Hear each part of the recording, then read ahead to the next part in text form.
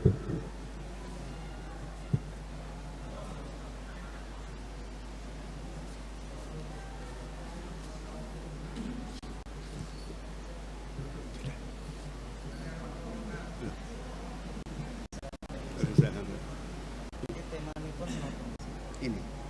melanjutkan yang kemarin, Rasulullah sebagai nabi dan manusia. Teguran-teguran Allah terhadap Rasulullah.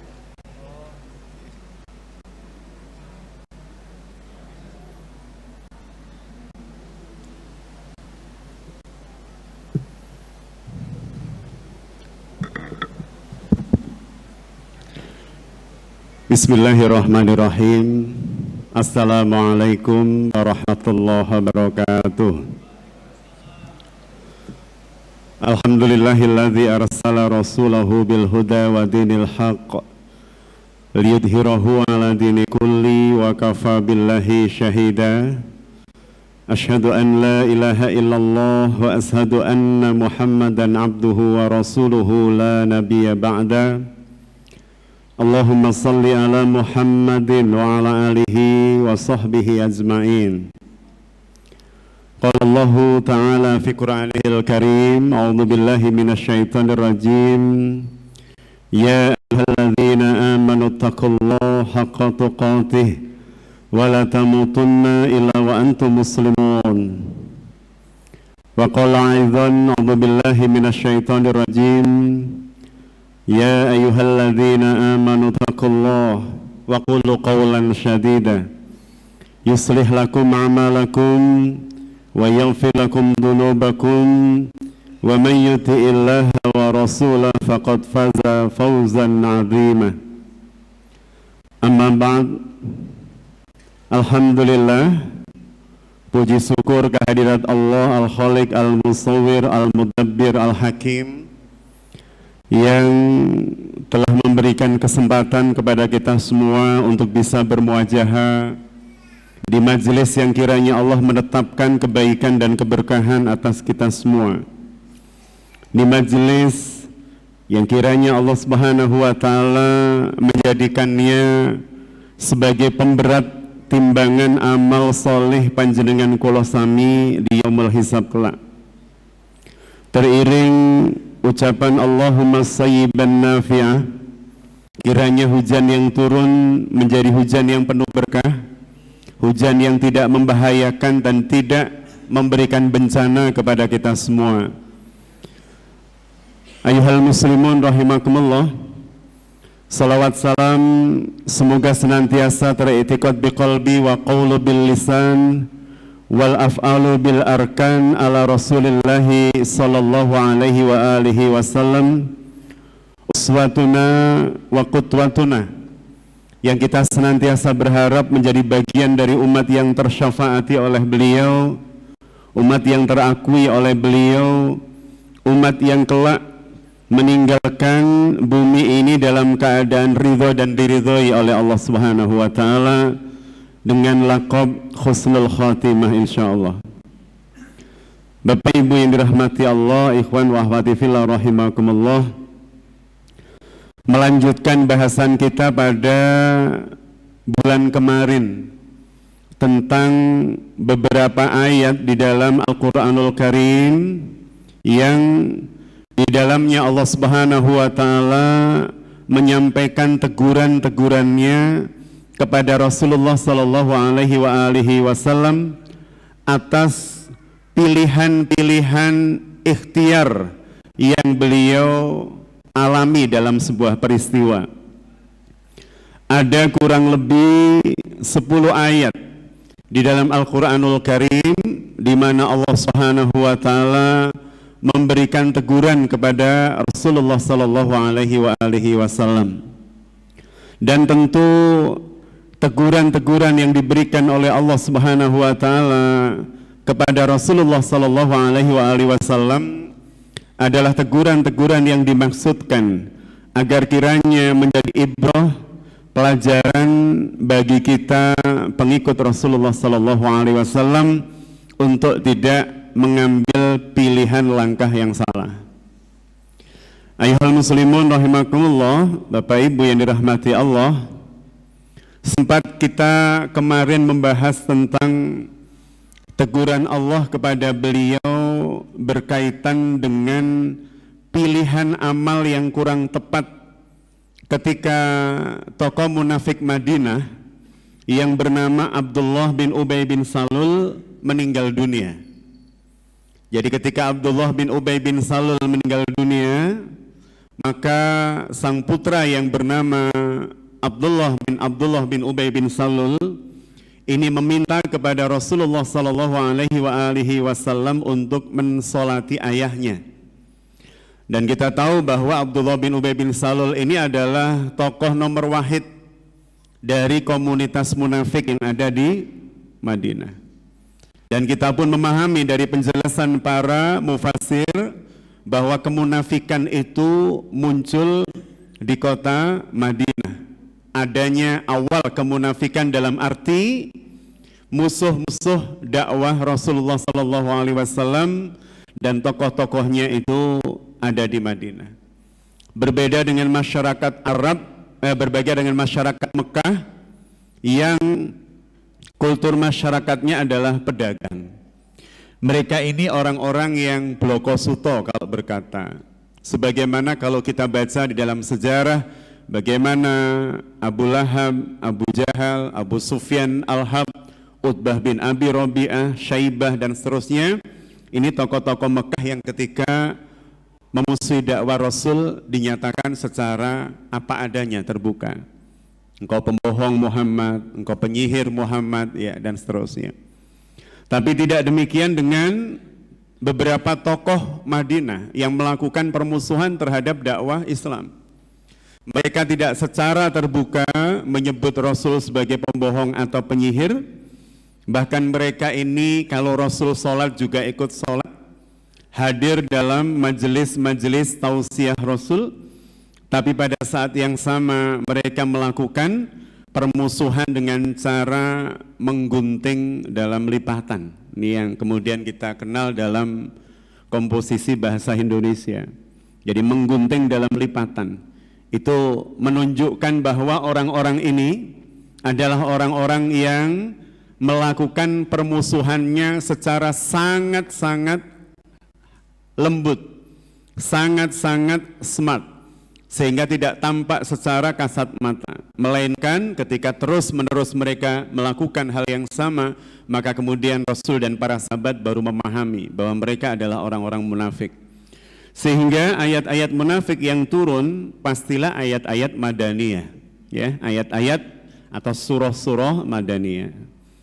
Bapak Ibu yang dirahmati Allah, ketokohan dari Abdullah bin Ubay bin Salul, ya, sebagai seorang gembong munafikun itu benar-benar tampak di bulan Syawal, tepatnya di tanggal 6 sampai 7 Syawal di tahun ketiga Hijriah. Jadi di tahun ketiga Hijriah, Rasulullah SAW yang sudah berada di Madinah, kalau disebut tahun ketiga Hijriah itu berarti Rasul sudah berada di tanah hijrah selama 3 tahun atau masuk tahun ketiga. Di bulan Syawal, Rasulullah SAW mendapatkan informasi dari tilik sandi beliau, dari intelijen beliau, dan ini sekaligus menunjukkan bahwa Rasulullah itu menjalankan sunnatullah, menjalankan sunnatullah. Jadi tidak mengandalkan pertolongan Allah dalam tanda petik. Tidak mengandalkan pertolongan Allah dalam tanda petik maksudnya kalau lapar ya makan, bukan berdoa, ya. Makan sambil berdoa atau berdoa sebelum makan itu, ya. Tidak kemudian cuman berdoa. Jadi kalau kemudian ditanya, Anda kok kelihatan lemes? Ya Ustadz, lapar Ustadz. Lah kalau lapar apa yang Anda lakukan? Ya berdoa Ustadz. Lah ini enggak mengikuti sunatullah ini. Kalau lapar ya makan gitu, ya.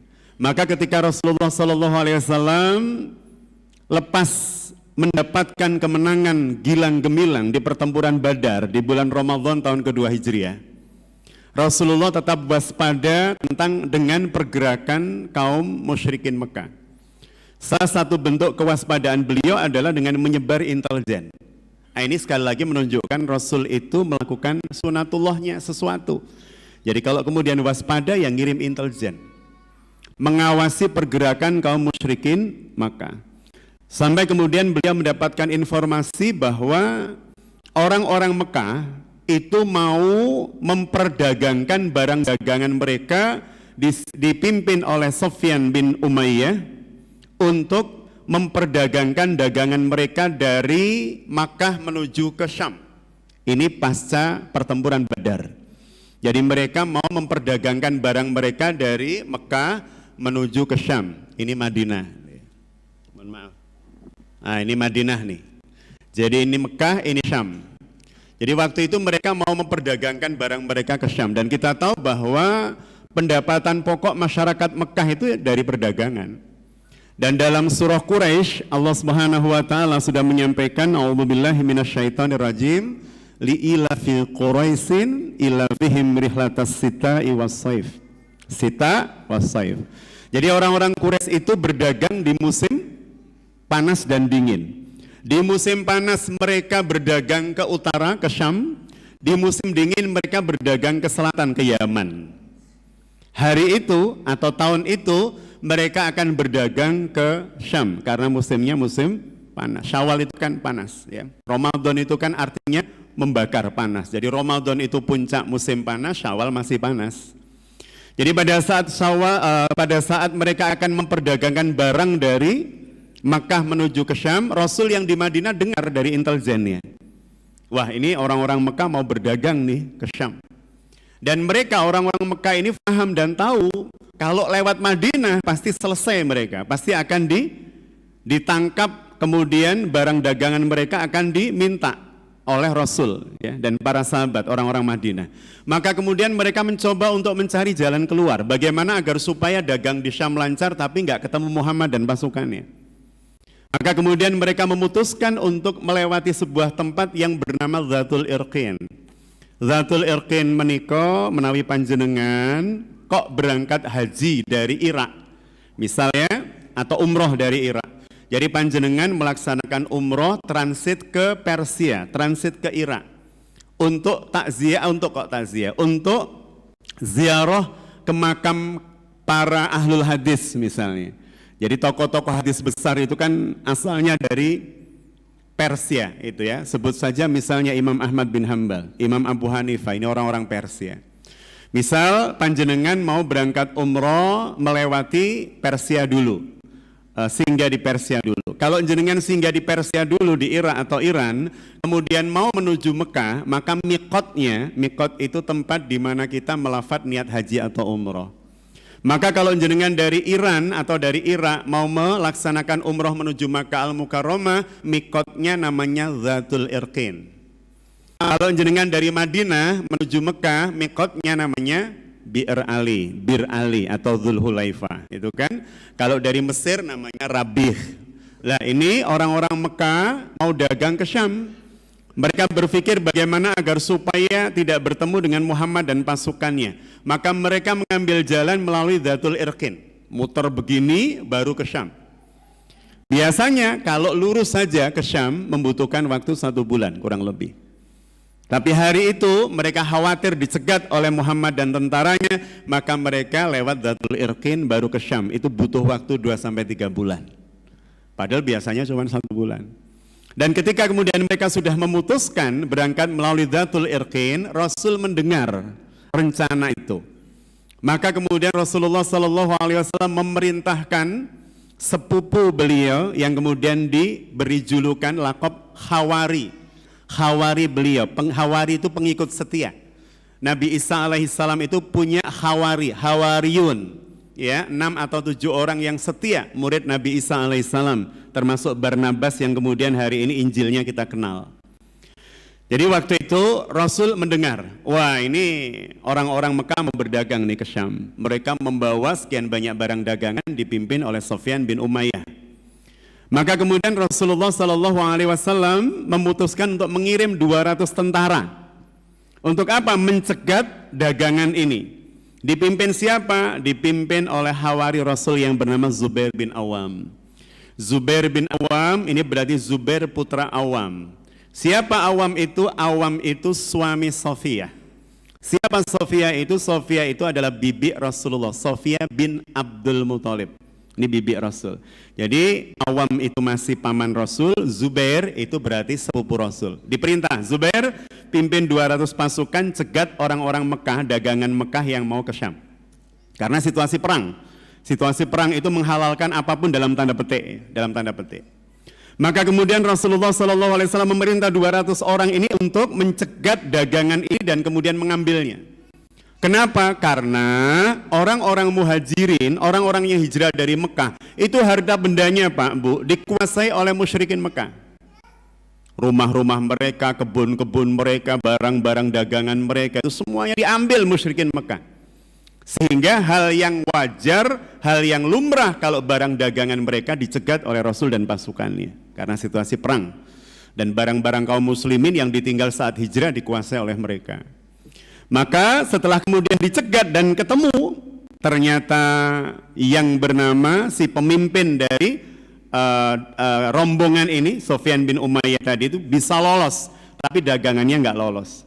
100 ekor unta beserta barang dagangannya dirampas oleh Zubair bin Awam, diserahkan kepada Rasul. Ini namanya fai. Fai itu harta rampasan yang didapatkan tanpa melalui perang. Maka hukumnya beda dengan ghanimah. Ghanimah itu harta rampasan yang diperoleh dengan pertempuran. Maka kalau ghanimah 1/5 diserahkan pada Rasul, ya, untuk dikelola Rasul, nanti oleh Rasul dibagikan buat fakir miskin, buat keluarga, kerabat dan seterusnya. 1/5. 4/5 dibagi untuk seluruh pasukan tempur. Jadi itu aturan ghanimah. Tapi kalau fai yang diperoleh tanpa pertempuran itu diserahkan sepenuhnya kepada Allah dan Rasulnya untuk mengelola dan membaginya. Maka Rasul kemudian membagi kepada seluruh masyarakat Madinah. Pada saat Sofyan bin Umayyah ini lolos, dia pulang ke Mekah, cerita nyampaikan kepada Abu Sufyan Al-Harb. Di mana Abu Jahal? Udah tewas di perang Badar. Ini kan setelah perang Badar, tahun ketiga Hijriah. Di mana Utbah bin Abi Rabi'ah sudah tewas di perang Badar. Maka tokoh sentral di Mekah hari itu adalah Abu Sufyan Al-Harb. Maka laporan kepada Abu Sufyan Al-Harb, barang dagangan kalian wahai orang Mekah telah dirampas oleh Muhammad dan pasukannya. Apakah kalian merelakan? Apakah kalian ridho terhadap apa yang dilakukan Muhammad? Wah, semua berteriak, kami tidak ridho, kami tidak rela. Maka jika tidak ridho dan tidak rela, maka siapkan pasukan terbaik kita untuk menggempur dan menghancurkan Madinah. Jadi asal usul dari pertempuran Uhud yang nanti akan memunculkan sifat munafik yang sangat kelihatan dari Abdullah bin Ubay bin Salul adalah peristiwa ini, peristiwa pertempuran Uhud. Jadi kemudian orang-orang Quraisy, ya, orang-orang musyrikin Mekah yang pada perang Badar sudah kalah, ayah mereka, anak mereka, saudara mereka, suami mereka banyak yang tewas di pertempuran Badar, 70 tewas, 70 ditawan. Maka kemudian mereka merasa inilah saatnya bagi kita untuk membalas kekalahan Badar. Dihimpunlah pasukan, ketemu 3.000 Pak, Bu. Ketemu 3.000 orang. 3.000 orang pasukan dari Mekah itu sama jumlahnya dengan penduduk Madinah hari itu. Penduduk Madinah hari itu jumlahnya kurang lebih 3.000 orang. Itu sudah termasuk kaum wanita, orang tua dan anak-anak. Yang nyerang 3.000 orang gitu ya. 3.000 pasukan ini kemudian bergerak dari Makkah menuju ke Madinah. Rasulullah SAW mendengar ada gerakan pasukan 3.000 orang. Maka kemudian beliau mengabarkan kepada masyarakat Madinah, mengumpulkan siapa saja yang siap untuk membela negeri Madinah. Kita lihat ini bukan ofensif tapi difa. Difa itu defensif, bertahan. Jadi mayoritas pertempuran yang dilakukan oleh Rasulullah itu bukan ofensif tetapi defensif. Jadi menahan serangan lawan, menghadapi serangan lawan, bukan menyerang. Maka kemudian Rasulullah memutuskan dipanggil orang-orang di Madinah, dikumpulkan beberapa sahabat besar, dan ini salah satu sifat pemimpin yang kemudian harus kita tauladani. Rasul tidak pernah mengambil keputusan-keputusan penting dengan analisa sendiri. Beliau mengumpulkan para sahabat, ditanya yang pertama Abu Bakar As-Siddiq. Ya Abu Bakar, fandur madza tara, bagaimana menurut pendapatmu kalau kasusnya seperti ini, pasukan yang nyerang 3.000 orang dan penduduk Madinah waktu itu jumlahnya 3.000. Maka strategi bertempur apa yang paling baik menghadapi mereka? Karena engkau orang Quraisy dan engkau memahami mereka. Kata Abu Bakar, ya Rasulullah, Yang tahu Madinah itu kita. Yang paham lorong-lorong Madinah itu kita. Yang mengetahui perbukitan Madinah dan lembahnya itu kita. Mereka tidak memahami Madinah. Kita melakukan perang kota, kita tunggu pasukan itu masuk Madinah, baru kemudian kita lawan mereka. Kita akan memenangkan pertarungan karena kita kenal dengan lorong lembah bukit Madinah ya Rasulullah. Bahkan bisa jadi istri-istri kita akan membantu, wanita-wanita, mohon maaf bukan istri, wanita-wanita kita akan membantu kita ya Rasul. Itu yang disampaikan Abu Bakar. Berikutnya kemudian Rasul meminta pendapat sahabat-sahabat yang lain, sampai kemudian sahabat-sahabat Ansor yang tidak ikut perang Badar, tidak ikut terjun di perang Badar itu protes. Ya Rasulullah, kami tidak mendapatkan kesempatan sebagaimana saudara-saudara kami saat di Badar.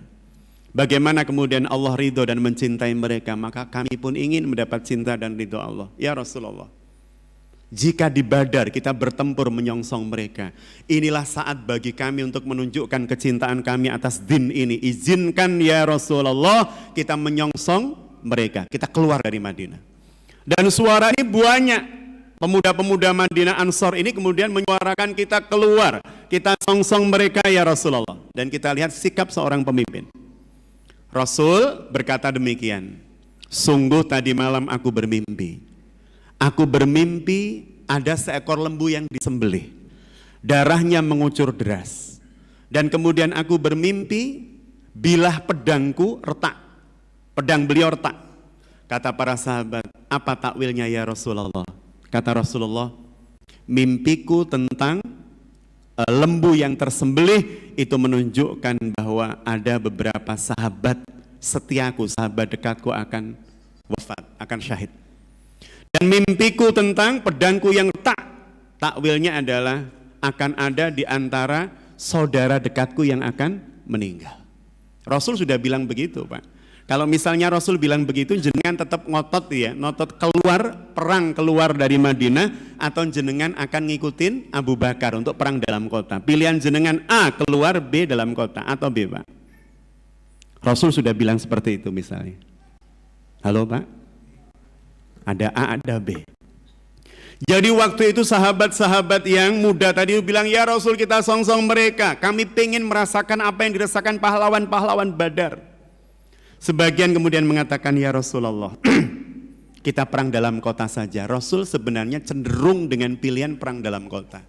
Tapi karena desakan dari kaum muda ini, akhirnya Rasul memutuskan, ya sudah, kalau memang harus keluar dan pilihan terbanyak adalah keluar, kita memilih suara terbanyak, kita akan menyongsong lawan. Kita lihat Rasulullah, meskipun beliau dalam mimpi sudah melihat seperti itu, tetapi ketika kemudian dalam sebuah musyawarah yang orang boleh memilih antara berada dalam kota atau kemudian keluar, mayoritas menginginkan keluar kota, maka Rasul memutuskan suara mayoritas. Artinya Bapak Ibu dirahmati Allah, suara mayoritas itu menjadi boleh untuk kita pilih, menjadi ketetapan hukum hasil musyawarah, manakala tidak bertentangan dengan syariat. Yang penting tidak bertentangan dengan syariat.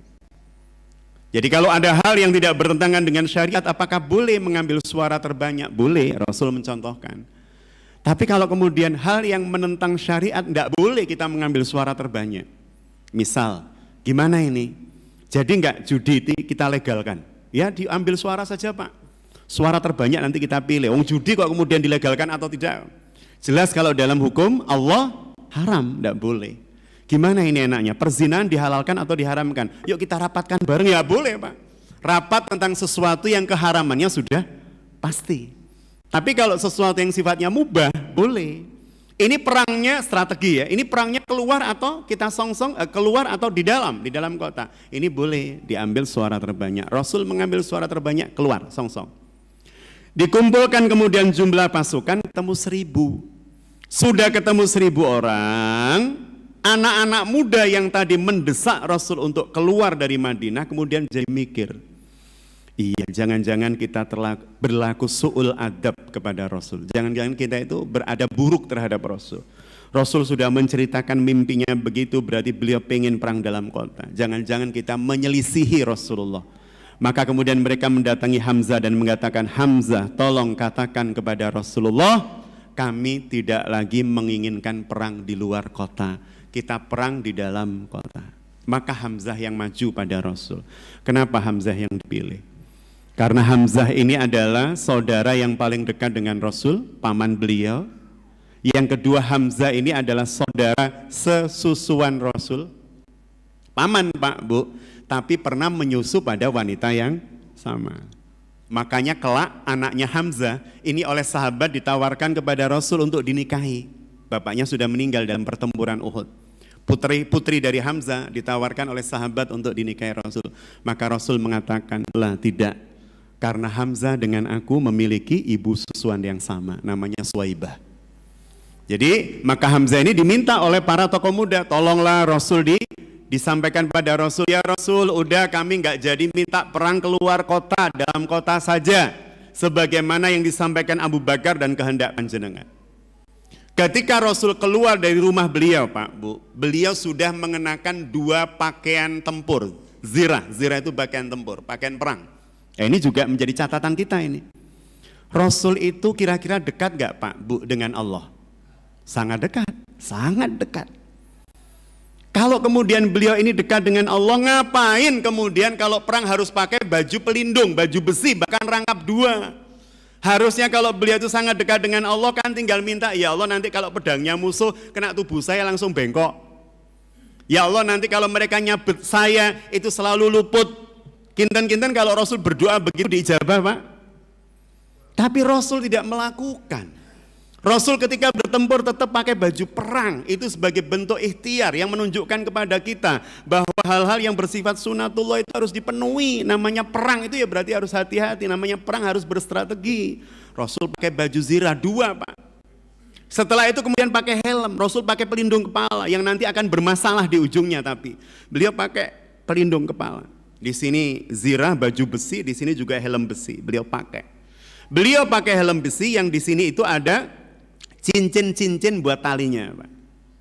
Nah, ketika kemudian beliau keluar dari rumahnya dengan memakai baju itu, Hamzah bilang, ya Rasulullah, tadi aku bertemu dengan banyak orang Ansor dan mereka menyatakan bahwa mereka menyesal telah mendesak panjenengan untuk melakukan perang di luar kota Madinah. Ya Rasulullah, mereka ingin agar panjenengan membatalkan keputusan perang keluar kota dan kita tetap dalam kota Madinah. Apa kata Rasulullah? Kita belajar dari beliau banyak hal Pak dalam perang Uhud ini.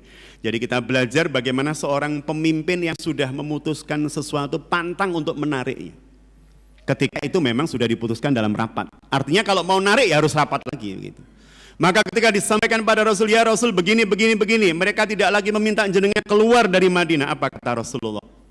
Tidak layak bagi seorang nabi dan rasul yang telah memutuskan sebuah keputusan bersama dengan kalian, bersama dengan orang-orang yang ada di sekitarnya kemudian membatalkannya. Fa idza azamta fatawakkal 'ala Allah.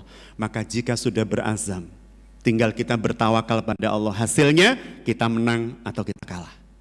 Ini pemimpin yang luar biasa. Artinya kalau sudah disepakati ya sudah jalankan, tidak kemudian ragu-ragu lagi. Dan berangkatlah 1000 orang ini akhirnya. Dipimpin langsung oleh Rasul.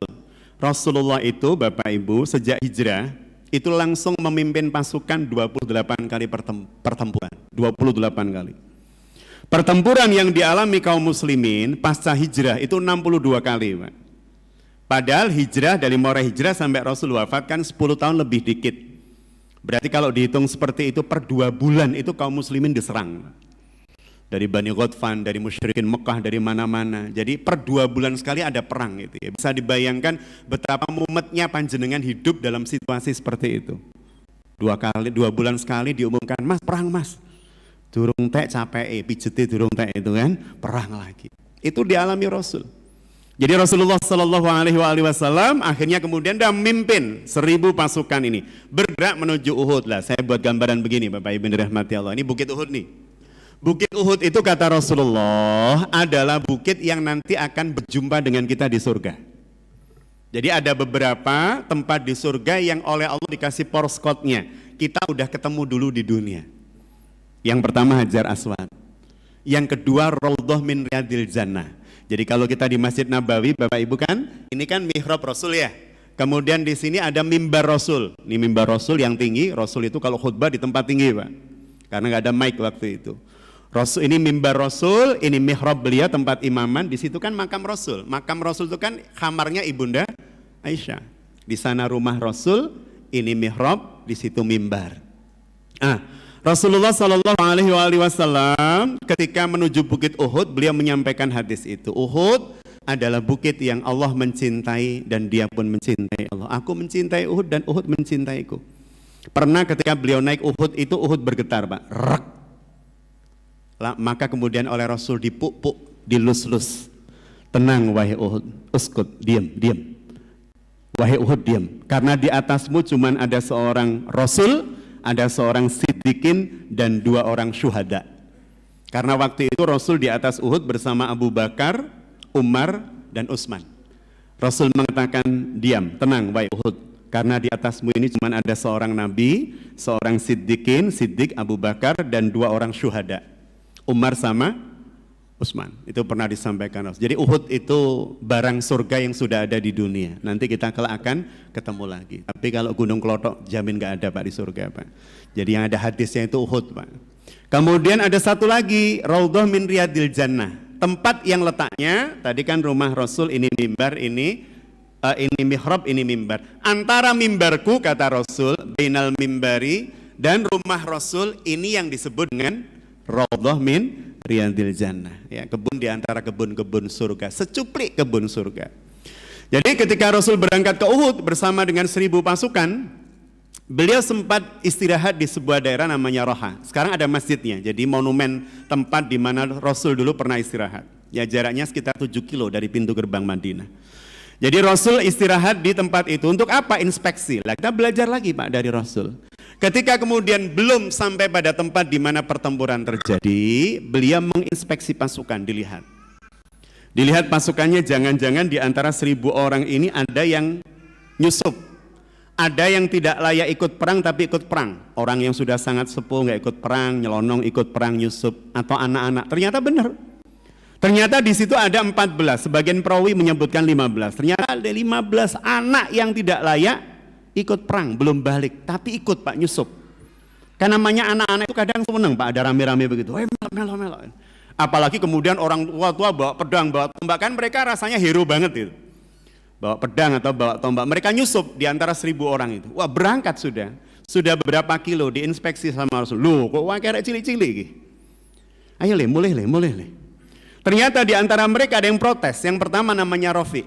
Itu protes kepada Rasul. Ya Rasulullah, saya adalah remaja, anak yang setiap kali bidikan panah saya itu tepat sasaran. Maka gunakan kepandaian saya untuk pertempuran ini, untuk membela dinmu, untuk membela dinullah.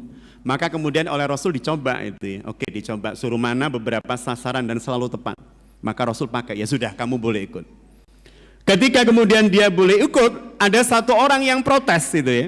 Satu orang lain, satu orang anak laki-laki yang protes. Ya Rasul, kalau dia boleh ikut, saya berarti wajib ikut. Bukan harus ikut Pak, saya wajib ikut. Kalau dia ikut, berarti saya wajib ikut. Kata Rasul, Loleh, kenapa kamu bilang begitu? Karena ya Rasulullah, kalau saya bergulat dengan Rafi itu selalu menang. Kalau saya gulat dengan dia ya Rasul, selalu menang. Maka oleh Rasulullah kemudian suruh maju Rafi sama laki-laki itu, anak laki. Disuruh gulat di hadapan Rasul, dan benar beberapa bantingan kuncian itu sudah kalah Rafi, plak. Ya mungkin jagonya MMA atau apa itu Pak.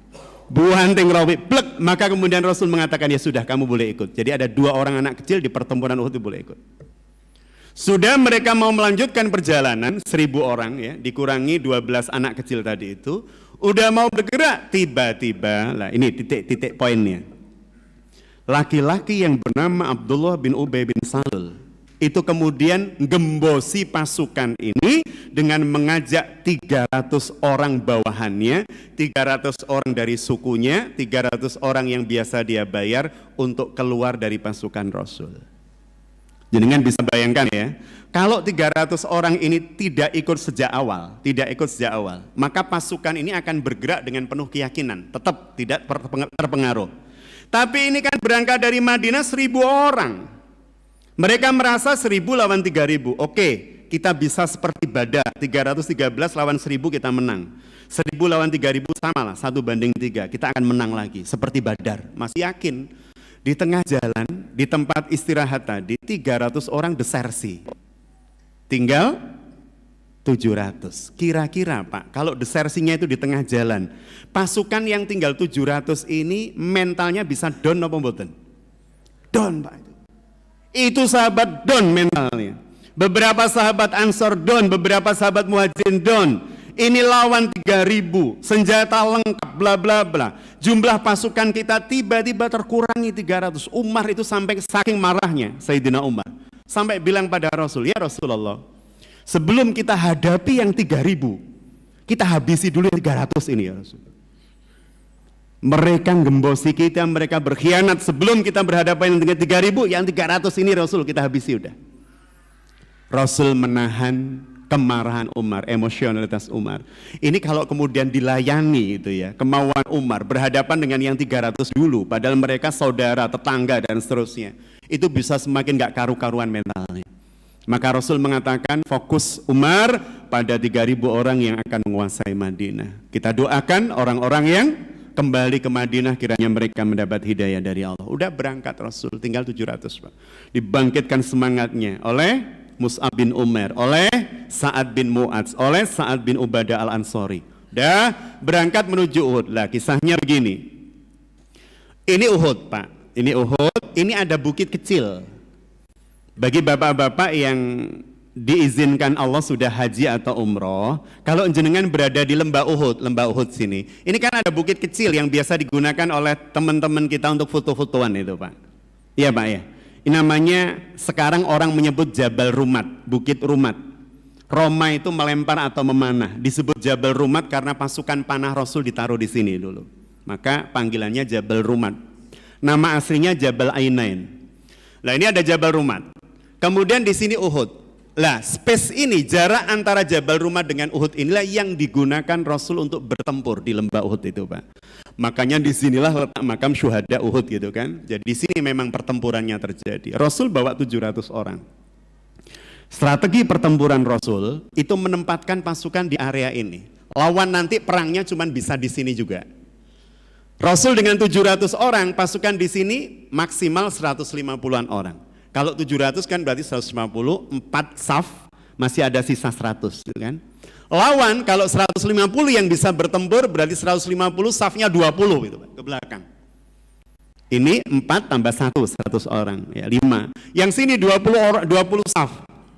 Pertempuran cuma terjadi di area ini dan itu pilihan cerdas dari Rasul. Kita lihat bagaimana Rasulullah itu meskipun Nabi Rasul tidak menggunakan dikit-dikit, ya Allah seperti Badar turunkan malaikatmu hancurkan mereka. Badar itu kan ngeri Pak buat musyrikin Mekah. Mereka pulang dilempari istri, mereka pulang diusir istri. Masa jumlah kalian 1000 kalian dengan 300 gak usah pulang gitu kan istrinya. Gak usah masuk rumah. Nah hari itu Badar itu maka alasan suami-suami mereka kepada istri ketika kemudian dikatakan kalian pengecut, kalian lemah, bagaimana jumlah kalian yang besar kalah dengan yang 300. Maka mereka membuat alasan pada istrinya. Salah satu kalimat yang terkenal adalah bagaimana kami bisa menang. Ketika di Badar, pedang-pedang kami itu belum mengenai tubuh mereka. Pedang-pedang mereka itu belum mengenai tubuh kita. Itu leher-leher kita sudah hilang. Jadi pedang kaum muslimin itu baru diginikan, tuh leher musuh udah hilang Pak. Kenapa? Karena Allah menurunkan di dalam surah Al-Anfal 1000 pasukan malaikat. Maka mereka mengatakan yang kami hadapi bukan Muhammad dan sahabat-sahabatnya, tapi kuda-kuda putih yang kekar dan tinggi, yang penunggang-penunggangnya adalah orang-orang yang luar biasa. Habis Pak waktunya ya. Nggak selesai bahas Abdullah bin Ubay bin Salul. Jadi Bapak Ibu dirahmati Allah, akhirnya terjadi pertempuran itu yang intinya ketika kemudian Rasul memilih tempat ini arah timur Pak, ini timur, ini barat, ini selatan, ini utara. Hebatnya Rasul kita itu kenapa pilih di sini beliau? Karena kalau kemudian ini timur dan pertempuran itu terjadi di hari Sabtu tanggal 7 Syawal tahun ketiga Hijriah di waktu duha. Waktu duha itu kan matahari dari timur ke barat. Jadi Rasul memilih tempat ini itu strategi yang luar biasa. Karena ketika pedang-pedang kaum muslimin itu diangkat, kemudian terkena cahaya matahari itu menyilaukan lawan yang ada di barat ini Pak. Makanya mereka bisa dihantam mundur dengan cepat di perang Uhud. Meskipun pada akhirnya orang-orang yang ditempatkan di Bukit Rumat, di sini ini Pak, ini pasukan lawan nih. Pasukan lawan ini punya pasukan khusus, kavaleri, penunggang kuda. Dipimpin siapa? Panglimanya namanya Khalid bin Walid. Belum Islam, masih tahun ke-3 Hijriah. Khalid itu baru masuk Islam tahun ke-7 Hijriah, masih lama. Dia dengan 200 pasukannya. Dia merasa pasukan Muhammad pasti akan hancur kalau yang sini berhadapan dengan pasukan infanteri, pasukan kavalerinya menyerang dari belakang. Karena jumlahnya kan banyak, ini 3.000, ini cuma 700. Kalau perangnya cuma begini ya, depan tok yang perang gitu kan. Tapi kalau kita kepung dari sini perang, dari belakang perang, pasukan Muhammad pasti selesai. Maka Khalid mengincar tempat ini untuk diputari dan menghantam pasukan Rasul dari belakang. Tapi Rasul cerdas, taruh 50 orang pemanah terbaiknya di sini. Ada pasukan sana nyoba ke sini, Pak, wet, habis Pak sudah. Pasukan lain nyoba lagi, wet, habis. 50 pasukan panah. Lah ini ketika sudah mendesak, pasukan lawan, kocar-kacir mereka, tombak dan pedang dilepaskan, maka menjadi ghanimah buat kaum muslimin. Mereka sudah mendesak, maka akhirnya pedang-pedang kaum musyrikin diambili, perisai-perisai diambili sebagai ghanimah. Yang di sini pasukan Rasul mikir, wah lek gak mudun gak keduman. Ini yang menjadi malapetaka besar. Yuridu dunia. Jadi Allah Subhanahu wa taala dalam Al-Qur'an menyebut engkau mencintai, menghendaki dunia, walakin yuridullahu akhirat. Tapi Allah berkehendak atas kalian akhirat sebenarnya. Jadi akhirnya berebut ghanimah, mengambil ghanimah, yang di sini bilang gitu ya, waduh lek gak mudun gak keduman. Akhirnya 4 pasukan turun, Pak. Kepalanya Abdullah bin Jubair bilang, jangan, bukankah Rasul mengatakan sebelum pertempuran berhenti dan selesai kita gak boleh turun? Alasan dari prajuritnya, kan musuh sudah lari, melepaskan pedang, berarti mereka kalah, berarti syariat Rasul sudah berlaku, kita turun. Ketika ini 46 turun, tinggal 4 orang, Khalid melihat, wah ini kesempatan, maka 200 pasukan berkuda ini langsung memutari Jabal Rumad dan menghantam pasukan Rasul dari belakang. Dan itulah awal kekalahan Rasulullah dan pasukannya dengan 70 sahabat syahid hari itu, karena kesalahan orang yang ada, sahabat-sahabat yang ada di Jabal Rumad. Kita akan bahas berikutnya secara detail dan rinci berkaitan dengan teguran Allah kepada Rasul nantinya ya. Pasca peristiwa ini, karena Rasul nanti lari di Bukit Uhud, kemudian mengucapkan sebuah kalimat yang langsung oleh Allah dibalas dengan kalimat dalam Quran yang hampir setiap hari kita baca, teguran kepada Rasulullah SAW. Itu mungkin yang bisa kita bahas hari ini, Bapak Ibu yang dirahmati Allah. Kiranya ada manfaat yang bisa kita petik dan insya Allah menjadi ibrah dan hikmah buat kita semua dan menjadi catatan kebaikan dan amal soleh buat kita semua. Mohon maaf jika ada kalimat yang kurang berkenan. Billahi taufiq wal hidayah. Assalamualaikum warahmatullahi wabarakatuh.